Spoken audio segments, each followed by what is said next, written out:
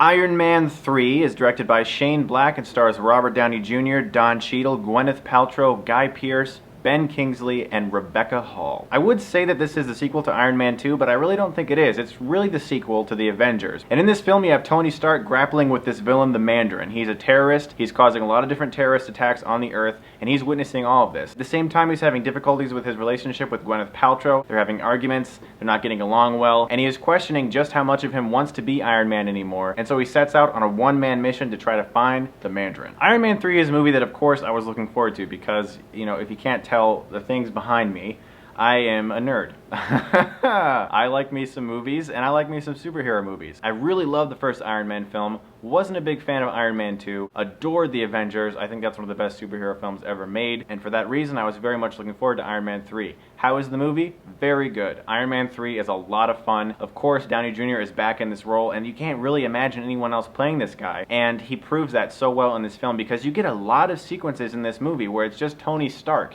There isn't as much of Iron Man in the suit fighting in this movie. You get a lot of Tony Stark doing a lot of this on his own, having to scrounge for pieces and parts. Felt a little bit Dark Knight Rises-ish, you know, he kind of goes into an area where he doesn't really have all of his technology at his disposal anymore, and he's forced to improvise to try to get himself out of a whole bunch of really messed up situations. At first I was like, you know, I'd like to see a little more Iron Man, but you know what? I actually started to like it after a while, where it was more just Tony Stark using his basic human smarts, because he is a genius billionaire playboy philanthropist. And you get a lot of that in this movie. It's way more of a human film than any of the other Iron Man films were. You get to learn a lot about Tony Stark in this movie, so when he does put on the suit, it's all the more enthralling. Don't worry if you're weary of any spoilers. I won't give any of them away. I won't allude to anything in the film. All I'll say is that there are different elements of the plot in this movie that could hinge on whether or not you like it or not. There are certain things that happen in the film where some comic book fans, especially fans of the Iron Man source material, will be very upset. And I gotta tell you, by far, this is the most different comic book film I've ever seen. This film is in no way like the previous Iron Man films. It's in no way like the Avengers. It's completely different. It's its own film. It stands apart from those very well. And some people will be disappointed by that because this isn't like a big,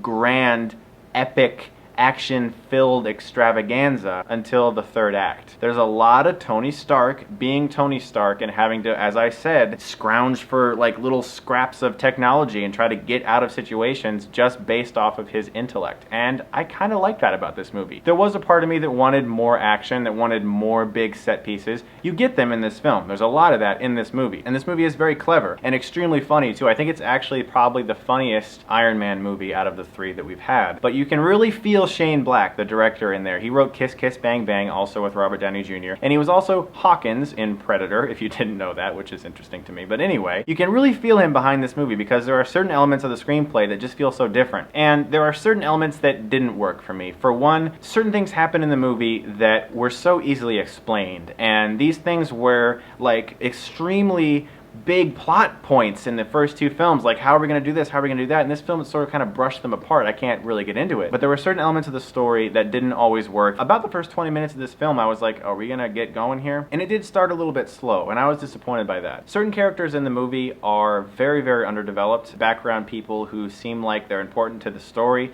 but the characters aren't really that well developed. There were certain times during the movie when I was watching it and I was like, really? This is what they're doing? This is the direction they're taking? And it seems odd, you know, but then when you look back on the movie, you can go like, you know, okay, I guess that kind of makes sense. And it's because there are certain things, once again without spoiling, that this movie does that you don't really think it's going to do. But then when you look back on the film and think about how they set up certain things, it makes sense that eventually that happened because they were setting it up that way. That's, you know, it's a little hard to explain, and I apologize. I really can't get into it without spoiling it. I just can't. But I tried. I really did. I can't spoil it for you, so I won't. But I guarantee certain hardcore comic book fans of Iron Man are going to be disappointed by certain things. As a film, structurally, it holds together pretty well. There are a lot of really great set pieces in this movie. It's very funny. There's really great special effects. The score is good. There's a lot of great relationships between Robert Downey Jr. and other characters. Don Cheadle, I thought, was much better in this film than he was in Iron Man 2. His character was cooler. I liked his presence a lot more than in Iron Man Man 2. I like that they drew back from the whole I'm an awesome playboy and I'm better than everyone kind of thing. Like, he has that still as a character, but it was less abrasive like it was in Iron Man 2. As all villains do in movies, they all have their little cohorts. You know, like there's the main villain and they have their little cronies. I didn't really like the cronies in this movie. There were these guys that helped out the Mandarin and everything, and I just felt like they were sort of just there. They just seemed like drones, really, even though they were living people, and I didn't really like that in this movie. Ben Kingsley is very good in the film. Guy Pearce is very good in the film. Rebecca Hall's character is very underdeveloped, and despite the fact that she's a good actress, I didn't really feel like her character had much to do in the movie. You go to see Iron Man for Iron Man, Robert Downey Jr., and he was great in this movie. What some people may look at as a shortage of action sequences during the second act of this movie, I looked at as a way to build the character, and there was still substantial action scenes. It was Tony Stark doing it, and I really liked that. It took the film in a different direction, despite the fact that it would have been cool, I guess, to see a little more Iron Man. That's just the boy in me wanting to see more Iron Man, though. But overall, I really enjoyed Iron Man 3. I think that it is much better than Iron Man 2. I still like Iron Man 1 more, and I like the Avengers more. You can't beat the Avengers. This movie is not like the Avengers at all. So please, when you go into Iron Man 3, do not expect it to be as epic or just humongous as the Avengers was. This is a very different type of film, but I think it does what it tries to do very well. I'm going to give Iron Man 3 a B+. There are some problems in the story elements. Certain characters are underdeveloped. And as I said, hardcore fans of the comics are probably going to find some things to be upset about in this film, understandably so. Nevertheless, I would recommend seeing Iron Man 3 if you want to have a good time at the movies. Thanks for watching, guys, as always, and if you like this, you can click right here and get Stuckmanized.